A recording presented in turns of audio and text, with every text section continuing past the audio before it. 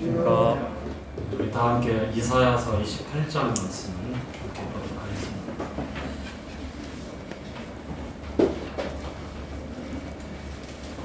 이사야서 28장 16절 한 절 말씀입니다.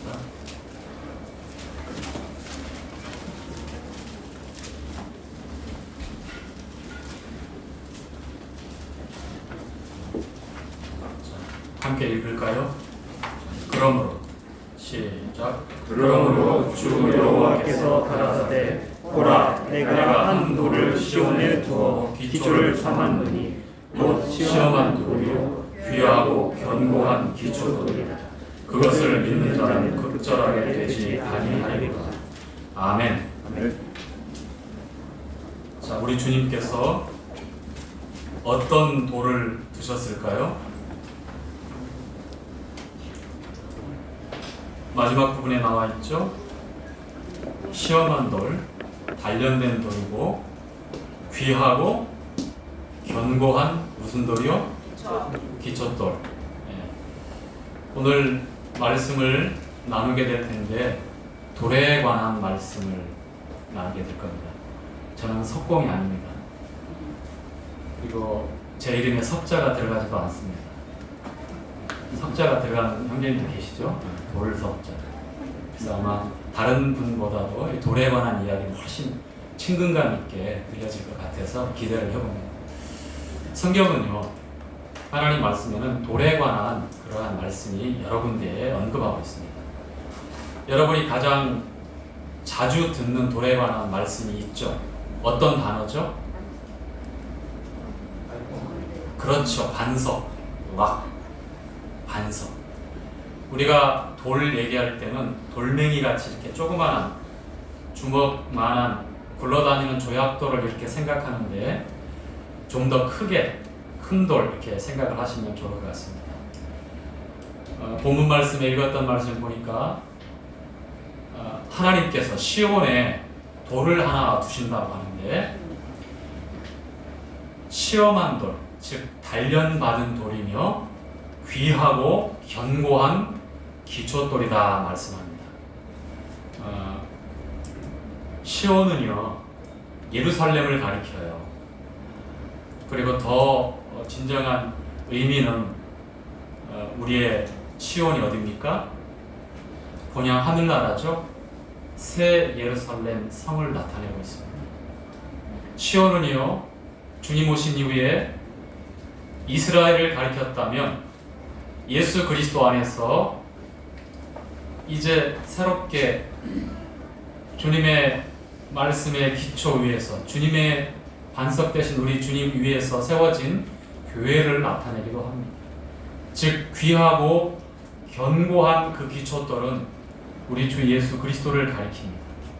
그래서 함께 찾아가 보면서 확인하겠지만 이 기초돌, 우리 주님을 의지하고 믿는 사람은 부끄러움을 당하지 않고, 그리고 기초돌 되시는 우리 주님 위에 집을 짓는 사람들은 당황하지 않습니다.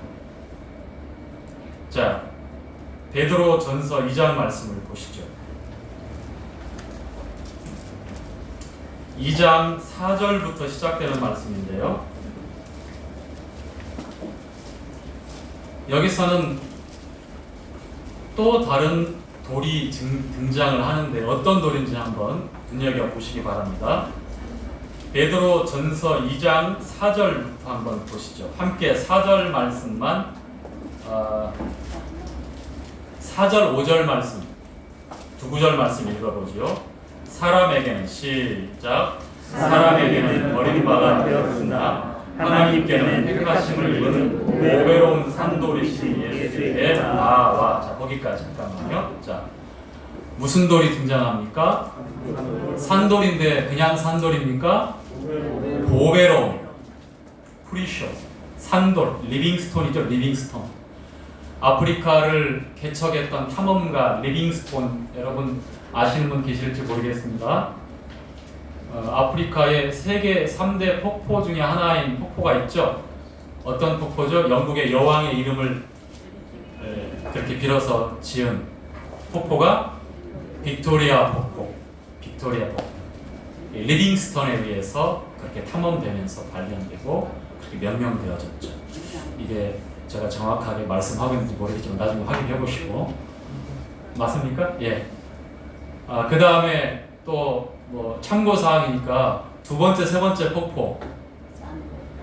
자, 브라질에 있는 무슨 폭포? 이과수 폭포. 그리고 캐나다와 미국 국경에 있는 거기에 가면 저 나이가 젊어진다고 하는 무슨 폭포? 나이아가라. 예, 그 중에 하나였던 빅토리아 폭포를 발견한 위대한 선교사요 탐험가였던 리빙스턴. 산돌로 나와 있죠. 산돌. 우리가 읽었던 말씀에 우리 주님을 보배로운 산돌이라고 말씀하고 있습니다. 보배로운 산돌. 자, 5절 말씀에 있죠.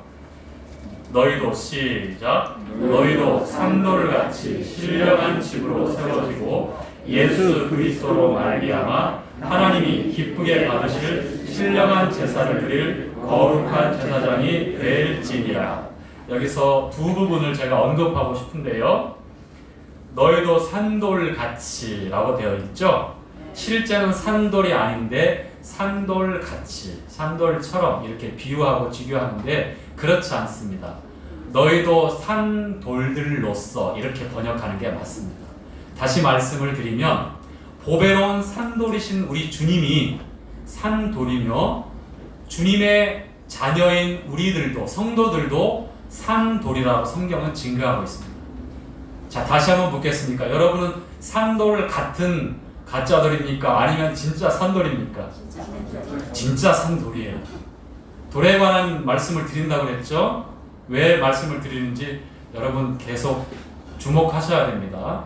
우리 전석희 형제님만 돌석자가 들어간다고 주목할 게 아니라 우리 성도님들 이 돌에 관한 그 성경의 가르침, 변하지 않는 이 불변의 진리를 말씀할 때 이 든든한 변하지 않는 진리를 말씀할 때 이 반석, 돌 이렇게 말씀하고 있는 것이죠.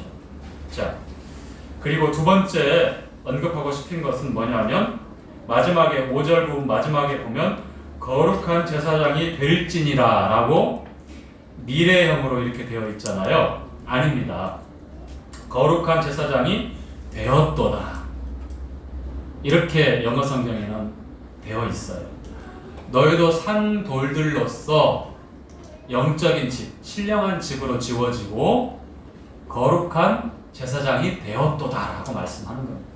이어지는 말씀에 보면 9절, 10절에 나오는 왕 같은 제사장이라고 우리에게 말씀하고 있잖아요. 그렇죠? 여기도 왕 같은으로 이렇게 표현하는데 왕가에, 즉 우리 가문이, 성도들의 가문이 어디에 소속되어 있는가, 우리의 신분이 어떤 위치인가를 왕가의 제사장으로 이렇게 말씀을 하고 있는 거예요. 주님과 함께 철장으로 만국을 다스리는 권세를 받게 되는데 왕이 하는 권세, 왕이 누리고 행사하는 권세예요. 근데 우리 주님이 만왕의 왕이요 만주의 주시죠.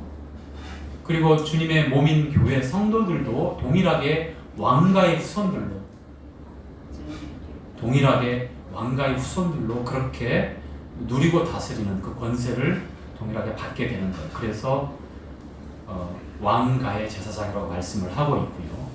자, 6절 말씀에 계속해서 읽어가지요. 자, 시작. 경에 기록되었을 때 보라, 내가 택한 보배롭고 요긴한 모퉁이 돌을 시온에 두노니 저를 믿는 자는 부끄러움을 당치 아니하리라 하였습니다. 여기 한번 우리가 처음 읽었던 이사야서 28장 16절의 말씀을 인용해서 말씀하고 있습니다. 자, 보배롭고 요긴한 무슨 돌이요? 모퉁이 돌. 자, 세 번째 등장하는 돌이죠. 보배로운 돌인데 그 돌은 요긴한 모퉁이 돌, 코너스톤. 여러분 모퉁이 돌이 어떤 돌인지 아십니까? 건물을 지을 때에 기초석으로 사용하는 큰 큰 돌을 모퉁이 돌이라고 이렇게 말씀을 하고 있어요. 그렇죠? 모퉁이 돌은 말 그대로 기초석입니다. 기초석. 그리고 한쪽 방향, 한쪽 면과 또 다른 한쪽 면을 연결해주는 그러한 돌의 역할을 하는 게 이 모퉁이 돌입니다. 우리 주님이 어떻게 유대인과 이방인을 연결하고 율법과 은혜를 연결하고 하나님의 생명으로 어떻게 연결했는지 우리 주님의 사역에 이 모퉁이 돌을 통해서 우리에게 가르쳐주고 있는 그러한 가르침이 있죠. 그런데 중요한 것은 뭐냐면 바로 기초돌이라고 하는 겁니다.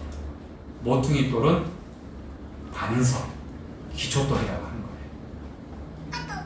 자, 산돌에 관한 말씀을 몇 가지 나눠보도록 하죠. 자, 두 번째 언급하고 있는 산돌은 눈이 있고 코가 있고 입이 있고 해서 생리현상을 겪고 말하고 생각하는 그런 돌을 산돌이라고 이렇게 말하지 않죠. 우리가 인격적으로 그런 존재지만 성경에서 말씀하고 있는 이 산돌의 의미는 보석을 가리켜요. 보화를 가리키는 거예요. 무슨 말씀인지 아시겠어요? 자, 그 좋은 예가 바로 출애굽기 28장에 나와 있는데 한번 찾아보죠.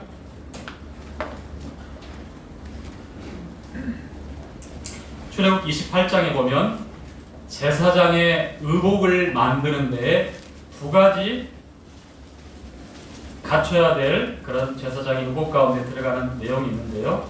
어떤 내용이냐면 첫 번째 28장 9절에 보면 자, 제사장의 어깨에 다는 그러한 보석이 있는데 한쪽에 커다란 면적을 가진 하나의 보석, 또 한쪽에 커다란 면적을 가진 그 보석, 거기에다가 이스라엘의 한쪽에 6지파 이름을 새기고 또 다른 나머지 한쪽에 나머지 6지파 이름을 새겨서 어깨에 달게 하셨어요. 견장.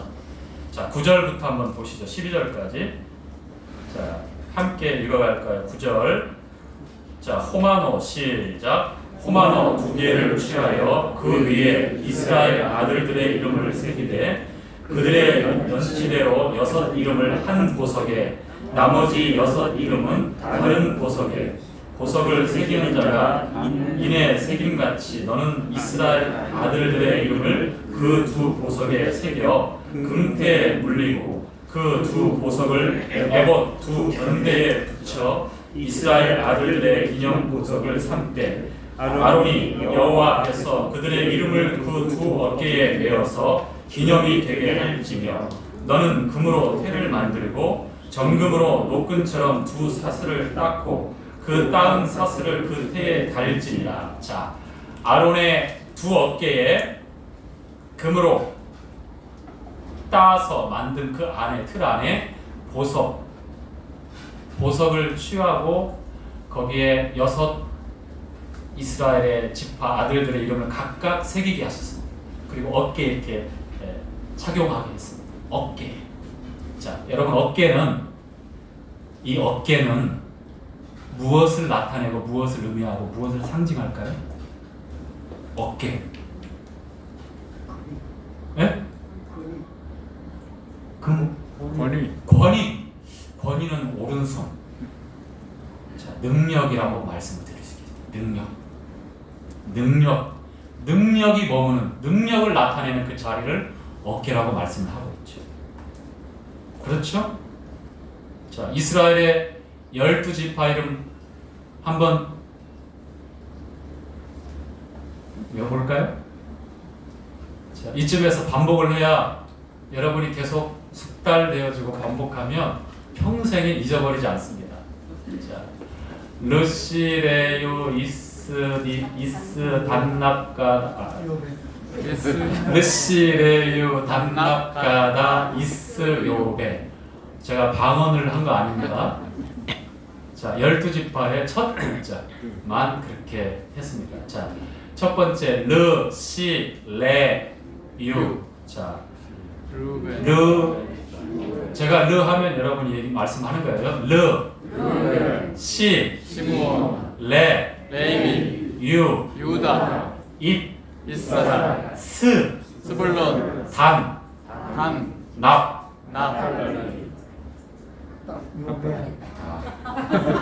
제가 순서가 틀렸어요. 단부터 다시 할게요. 단, 납, 납달리, 갓, 아, 잇, 이스라엘, 스, 스불론, 요, 요셉, 배. 베냐민. 예, 그렇습니다. 자, 여기서 단이라고 하는 이름이 사라져요. 계시록에 보면 단지파가 사라지고 그 다음에 12지파 중에 하나였던 요셉은 2지파가 되어주죠. 두 아들이 므낫세 장자와 에브라임 차자가 2지파가 들어와서 요셉이 빠지면서 12지파가 형성되어서 구약에 단을 포함한 12지파가 이렇게 있었는데 사사기를 보면 사라지는 지파가 한 지파가 또 드러나죠. 단지파 외에 어떤 지파였습니까? 북왕국 이스라엘을 대표하는 지파였어요. 야곱을 부를 때 또 이름을 이렇게 같이 부르기도 했던 정말 힘있는 지파였어요. 야곱이 임종 직전에 어근 맡겨서 축복했던 정말 앞으로 축복받을 그러한 지파 중에 하나였어요. 어떤 지파였죠? 에브라임이었습니다. 정말 많은 자손들이 번성했고 강력한 힘을 가진 지파였습니다. 북왕국 10지파 중에 대표하는 그러한 지파였는데 불행하게도 교만하고 거만해져서 결국은 사라지게 돼요. 요한계시록에 보면 에브라임 지파가 없어져요. 그럼 요셉이 들어갑니다. 다시 그 자리에. 자, 6아들의 이름 어떻게 들어갈지 모르지만 그리고 새 예루살렘 성에 12기초석인데 그 기초석마다 12사도의 이름이 있다고 그랬죠. 계시록 21장에 보면 거기에 12사도, 물론 가롯 유다의 이름은 있을까요? 없을까요? 없겠죠. 그렇죠? 그러면 사도들과 제자들이 제비 뽑아서 이제 뽑힌 11사도에 가입한 그런 제자를 12사도에 넣어서 거기에 새겨졌을까요? 아니면 사도 바울, 주님이 택한 그릇이라고 하는, 이방인을 위해 택한 그릇이라고 하는 주님의 사도라고 분명히 그렇게 자신을 위해서도 이렇게 변론하기도 하지만 그 사도권에 대해서는 의심의 여지가 없잖아요. 그렇죠? 사도 바울의 이름이 들어가 있을까? 나중에 가서 확인하세요. 이스라엘 12지파의 이름, 12진주문에 그 문마다 12지파가 있고 12기초석에 12사도의 이름인데 그때 가서 확인하자고요. 지금 여기서 이것이 맞다 저것이 맞다 서로 그럴 게 아니라 거기에 가셔야만 확인을 할 수 있겠죠? 여러분 다 확인할 수 있겠습니까? 제가 이렇게 물어보는데 심장이 뛰면 안 됩니다. 편안하게 아멘. 그날에 확인하겠습니다.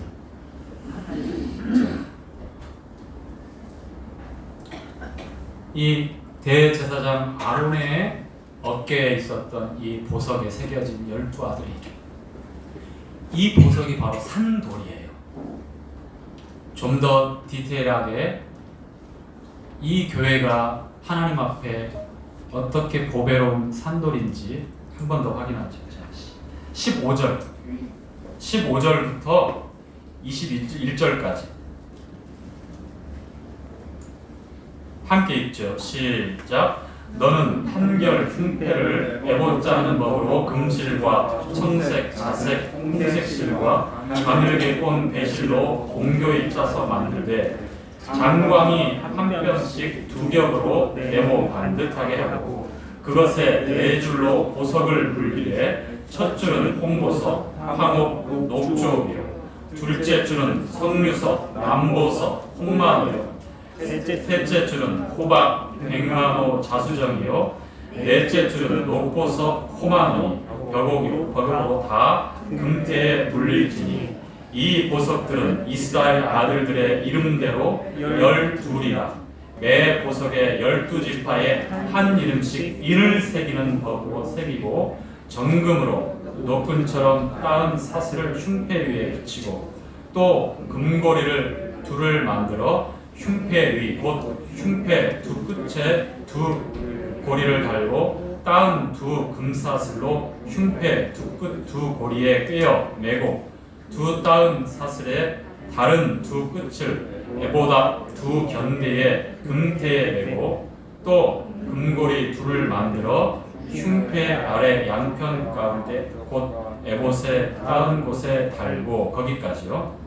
자, 21절까지 읽어야 되는데 많이 읽었습니다. 어떤 형태로 이 제사장의 의복인 에복에 이 견대와 이 흉패가 달려져 있는지.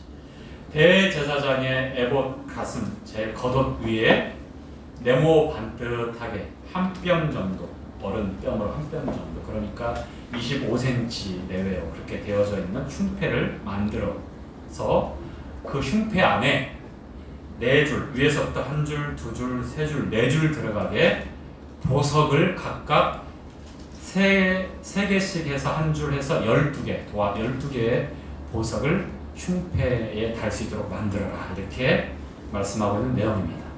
역시 이스라엘의 12지파의 아들의 이름, 12지파를 상징하게끔 새겨서 르우벤부터 베냐민에게까지 동일하게 그렇게 각각 새겨서 그 대제사장의 가슴에 달게 하셨습니다. 여러분, 이 가슴은 무엇을 나타내고 의미하고 상징하죠? 품이잖아요. 그렇죠. 품. 다시 말하면 사랑을 나타내고 있고 사랑의 자리, 그렇게 말씀하고 있겠습니다.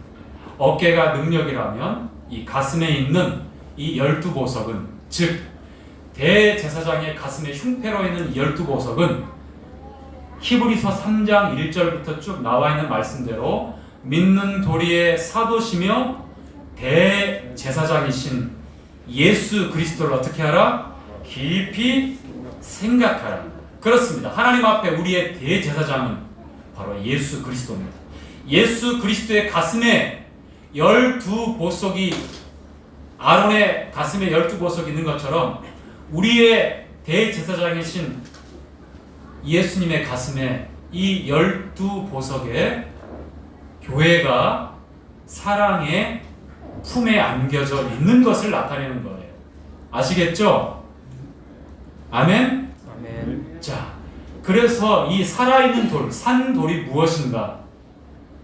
제사장의 어깨에 있는 이 호마모라고 하는 이 보석, 12가지의 보석, 이게 바로 산돌입니다. 리빙스톤. 아시겠죠? 한 가지 더 설명을 드리자면, 마태복음 10장에 하나님의 왕국에 대해서, 천국에 대해서 비유를 하실 때 우리 주님께서 천국은 마치 밭에 숨긴 보물과 같으니, 보화와 같으니, 이를 발견하고 돌아가서 어떻게 했습니까? 밭을 몽땅 사버린 그런 한 사람이 등장하고 있고요. 두 번째 이어지는 또 비유에 천국은, 하나님의 왕국은 마치 진주를 구하는 장사와 같으니 극히 값진 진주를 발견하며 모든 소유를 팔아서 그 진주를 샀다라고 또 말씀하고 있죠. 그렇죠? 이 진주와 밭에 숨긴 이 보물, 이 보석이 무엇인가? 무엇이겠는가? 모든 것을 다 허비하고 다 그 대가로 지불해도 아깝지 않은 귀한 것이기 때문에 그렇게 지불하는 겁니다. 얼만큼의 가치를 두어야만 여러분들이 인정하시겠습니까? 여러분 평생의 재물로, 여러분의 평생에 단련하고 훈련받은 인격의 고귀한 삶의 다양한 부분으로, 아니면 심지어 여러분의 목숨까지 그렇게 내어놓아야만 가치 있다고 그렇게 평가해 줄 수 있을까요? 물론 우리의 성도의 삶의 열정과 주님을 향한 열심을 품고 그렇게 살아가는 성도의 삶에 그렇게 동력에서 이렇게 분별해도 무리가 없는 분별일 수 있지만 더 정확하게 보기 위해서 이 보물이 누구고 이 진주가 누구겠는가? 바로 교회라고 하는 겁니다. 즉 다시 말하면 밭에 숨긴 보물을 발견한 그분이 누군가? 바로 우리 주님이라는 거예요. 그 기 값진 진주를 발견하고 모든 소유를 팔아서 그 진주를 사도 아깝지 않게끔 다 내어놓으신 분이 누구겠는가? 바로 우리 주님이라는 거예요. 우리 아버지라는 겁니다. 아버지 하나님께서 아들을 내어주는 그 자리, 그것만큼 값진 게 어디 있겠어요? 말 그대로 모든 소유, 심지어 당신의 생명까지 내어놓아도 그 값으로 산 보물, 그 값으로 산 그 진주가 얼만큼 귀한지, 산돌이라고 하는 그 가치와 의미를 우리가 제대로 믿고 그리스도 안에서 우리가 어떠한 존재인지, 어떠한 믿음으로 성도의 삶을 살아야 되는지를 한 번 더 여러분에게 전하고 싶은 거예요. 아시겠습니까? 여러분이 열심을 내고 뭔가 투자를 하고 거기에 삶의 재물이 되었던 시간이 되었던 젊음이 되었던 좋은 것이 되었던 많은 부분의 것을 투자해서 그래 나도 이것을 사야지 그렇게 한다고 여러분 모든 것을 다 내어놓지 못하잖아요. 모든 것을 내어놓지 못할 때는 못 샀다는 거고 살 수 없다는 거예요. 그런데 자꾸만 살려고 노력하면 노력할수록 그것으로 끝나는 거예요. 말씀을 정확히 보자는 겁니다. 아버지께서 우리에게 그렇게 내어주셨고 우리 주님께서 모든 것을 내어주셨고 우리를 사셨어요. 세상은 그렇게 크게 가치가 없습니다. 주님을 거절했어요. 주님이 세상을 사랑하고 세상의 모든 죄를 도말하신 까닭은 숨겨진 그 보물, 그 교회, 그 교회가 아버지께서 보실 때, 우리 주님께서 보실 때 얼마나 크고 가치 있고 심지어 당신의 생명까지 내어놓고 그 값을 지불해서라도 사야만 되는 그러한 산돌이기 때문에 아시겠죠? 그렇게 말씀을 보고 그렇게 시작하십시오. 그럴 때 삶의 변화도 나타나는 것이고 그럴 때에 온전한 주님 앞에 헌신도 주님의 감동에 따라서 나타나게 되는 거예요. 상대적으로 비교해서 저 사람 이렇게 하는 나 이러면 안 되잖아. 이것은 제한적이고 한계가 있고 지쳐요. 우리 속에서 끊임없이 솟아나는 생수라고 하는 것, 성령을 받는 자에게 임하는 그 생수는 끊임없이 솟아나는 걸 생수라고 그렇죠? 그런데 예레미야에서도 생수에 근원된 우리 주님을 떠나서 웅덩이를 우리 인생들이 팠다고 그러죠? 그런데 그 웅덩이는 어떤 웅덩이입니까? 물을 저축하지 못하는 웅덩이였고 터진 웅덩이라고 했잖아요.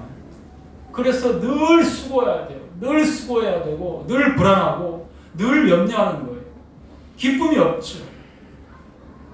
조석으로 늘 달라져요. 이랬다 저랬다.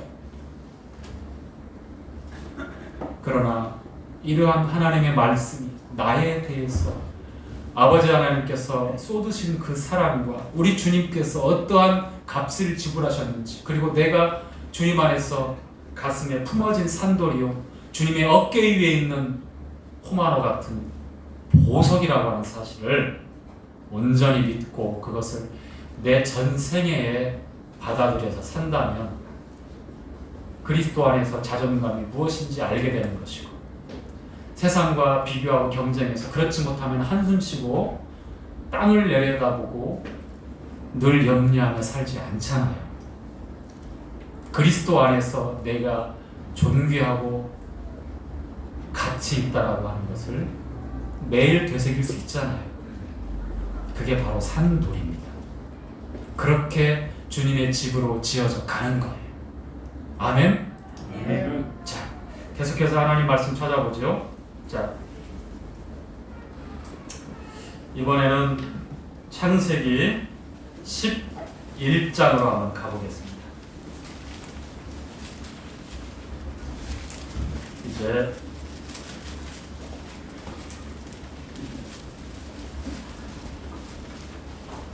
어떤 말씀이 나와 있는지, 자, 창세기 11장 1절부터 4절까지의 말씀을 한번 읽도록 하죠.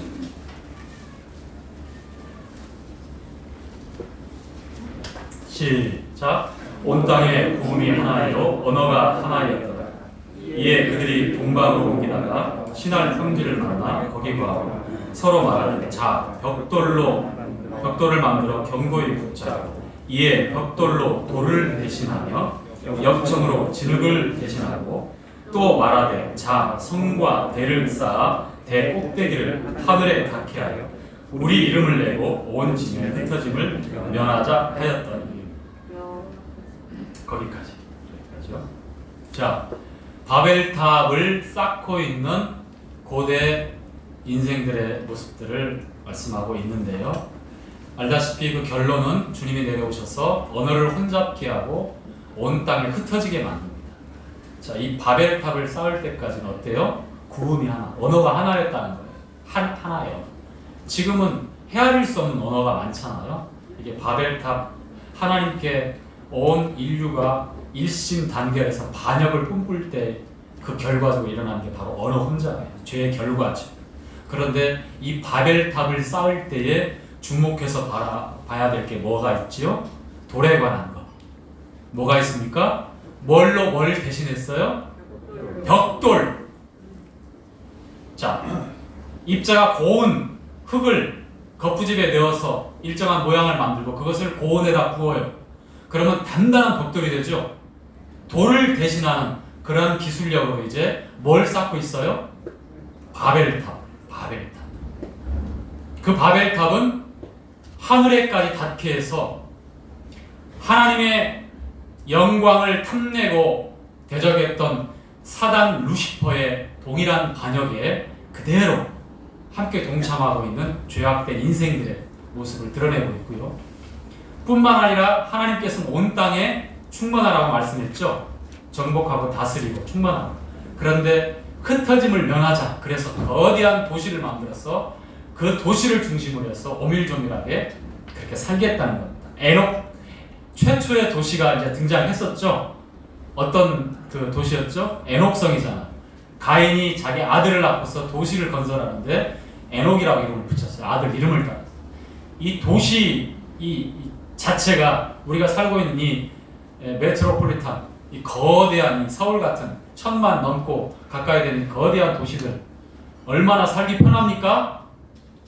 얼마나 참 좋은 인프라가 다 깔려 있어서 불편 없이 살아갑니까? 서로를 보호하고 또 여러 가지 아주 참 재밌는 일들이 너무너무 많잖아요. 이 도시를 중심으로. 이 현대를 살아가는 현대인들은 도시를 떠나서 산다고 하는 것을 상상하지 못하고 있습니다. 저희들도 마찬가지. 어느덧 이 도시 삶에 이게 당연하게 받아들여졌고 그렇게 길들여서 그렇게 순응해서 살아가는 것이 저희들의 삶의 현실입니다. 이 도시의 유래는 그러나 하나님이 없는 사람들끼리 똘똘 뭉쳐서 우리끼리 이상세계를 실현해보자 라고 하는 서로를 보호하고 서로의 안전을 담보하기 위해서 만들어진 게 도시죠. 자, 그런데 벽돌로 돌을 대신한다고 하는 것, 이것은 어떤 의미를 가리키냐면, 즉 하나님의 말씀을 거스리고 하나님의 은혜의 그 그늘을 벗어나서 이제 우리들 스스로 행복을 만들고 추구하고 유지할 수 있다라고 하는 그러한 시작과 과정과 그 완성을 향해서 나아가는 이 반역의 마음을 고스란히 나타내는 겁니다.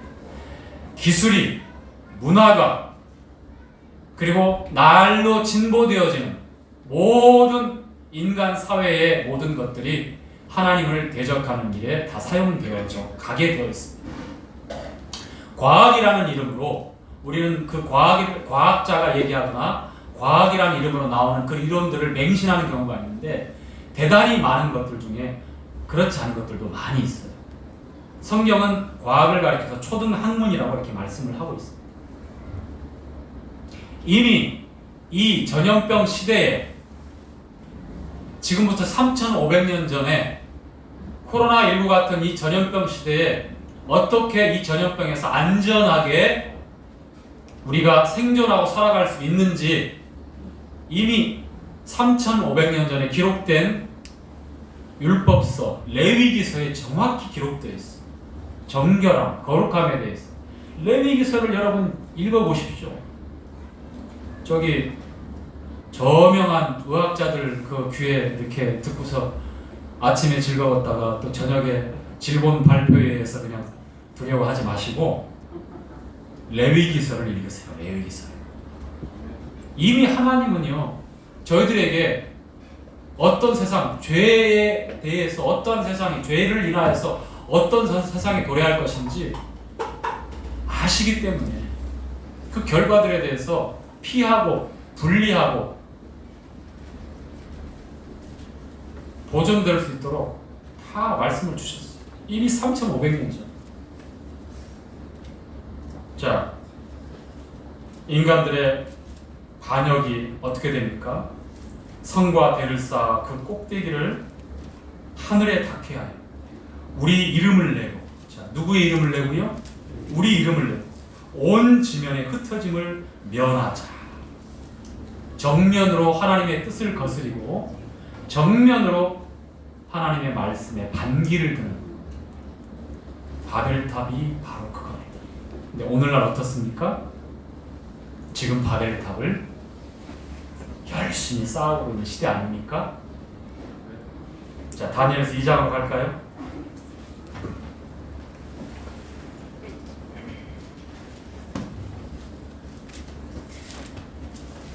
인간들은 하나님을 대적하고 반역해서 탑을 쌓고 성을 쌓고 도시를 건설하지만 그것은 유황하고 심판에 멸망할 것입니다. 계시록 17장에서도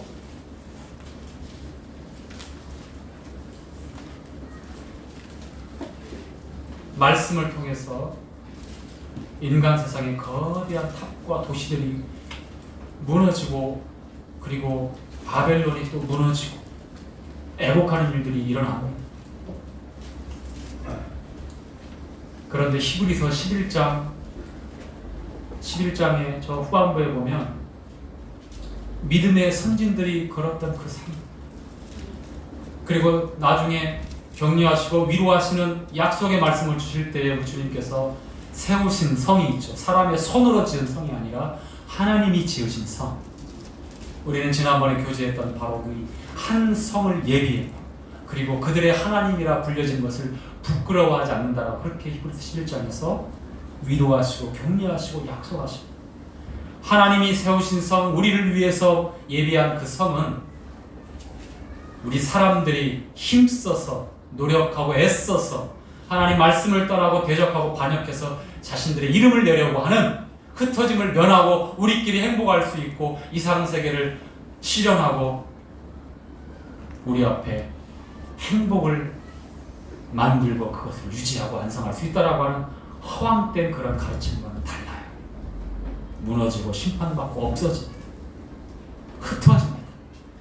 그러나 한데 모으시고 거기서 영원한 안식과 위로를 통해서 이제 하나님의 성, 우리 주님은 하나님의 백성들을 위해서 그의 자녀들을 위해서 히브리서 11장에 기록된 믿음의 선진들 이 세상에서는 유리하는 자고 방황하는 그러한 나그네로 일컬어지는 행인과 같은 그러한 성도들을 위해서 예비한 그 성은 우리의 영원한 안식처가 될 것입니다.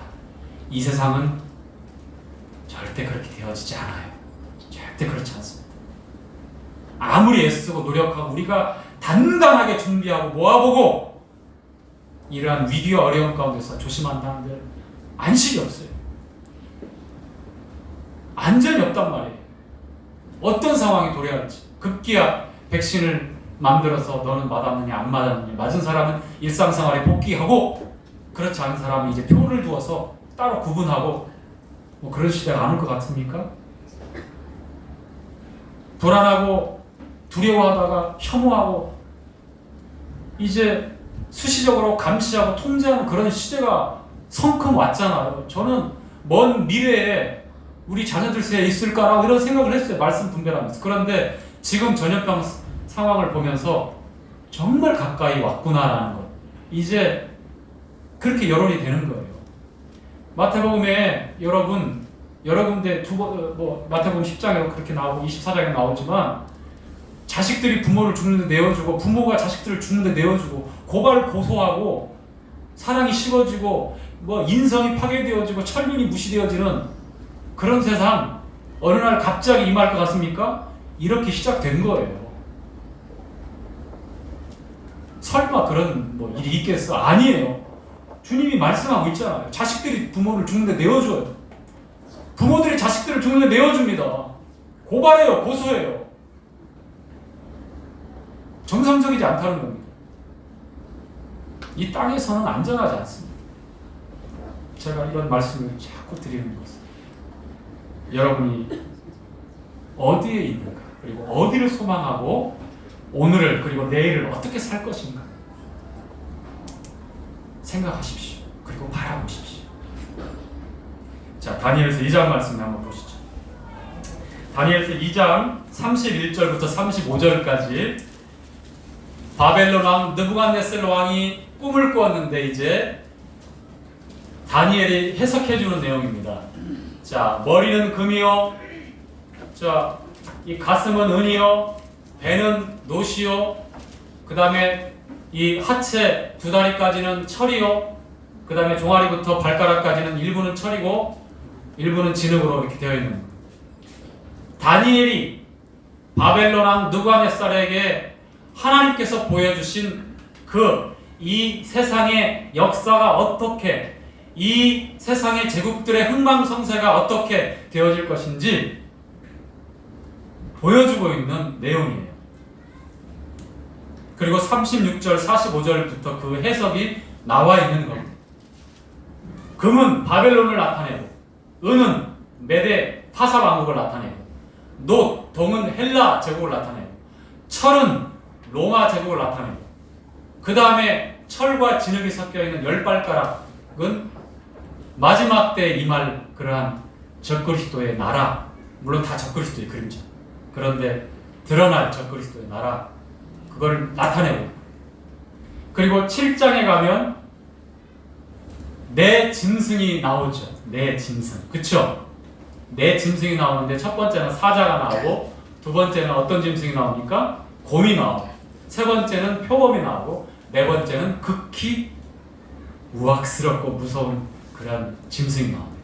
다 각각 이 사자는 바벨론을 나타내고, 곰은 메데 페르시아 왕국을 나타내고, 그 다음에 이 표범은 헬라 그리스 제국을 나타내고, 그리고 무섭게 생긴 철 다 부서뜨리고 밟는 그 짐승은 로마 제국을 나타내고, 특별히 이 세 번째 표범, 이 표범의 등에 날개가 4개 있다라고 말씀하고 있잖아요.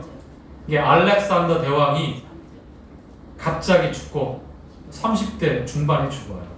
그리고 그 가장 힘이 셌던 네 장수가 이제 네 왕국을 나눠지는 걸 나타내고 있는데, 그 중에 이제 보면 11장에 보면 남방왕 북방왕으로 해서 서로 싸우는 내용이 나오는데, 그 와중에 이스라엘 백성들이 남방왕이 북방왕을 치기 위해서 올라오면서 이스라엘을 겁탈하고 뭐 분여자들부터 해서 보물들 취해가고 또 후퇴하면서 가져가고, 북방왕이 남방왕 칠 때 내려오면서 이스라엘 겁탈하고 훔쳐가고, 그런 고난에 왔다 갔다 하는 두 왕국이 그 주목하는데, 그 남방왕이 바로 톨레미 왕조, 그 다음에 북방왕은 셀류쿠스 왕조라고 하는, 거기에서 안티오커스 에피파네스라고 하는 완전한 적그리스도의 또 그림자가 또 등장하면서 이스라엘 백성들에게 성전에다 돼지 뭐 피를 가지고 막 아주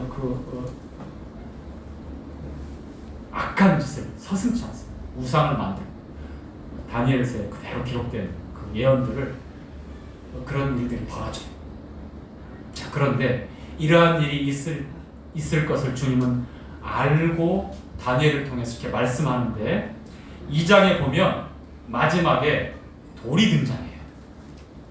이 세상 역사에 지금도 마찬가지죠. G2 국가라고 해서 중국과 미국이 패권 경쟁을 하잖아요. 이미 무역 전쟁을 해서 미국 거의 승리했습니다. 그런데 코로나19라는 돌발적인 변수가 전 세계에 락다운을 시키면서 특히 미국에 어마어마한 피해를 끼치고 있습니다. 지금 그렇게 서로 이렇게 으르렁거리면서 싸우는 거예요. 다니엘이 금신상을 통해서 아니면 내 짐승을 통해서 아니면 뭐 염소나 양이 서로 싸우고 부딪히는 것처럼 다니엘서에 기록된 것처럼 이 세상도 동일하게 외교전이 됐던 경제전이 됐던 지금 그렇게 싸우고 있는 겁니다. 국지적이 됐던. 그런데 이 마지막에 어떤 돌이 등장합니까? 한번 읽어보죠. 2장 뜨인 돌이라고 나오죠. 자, 44절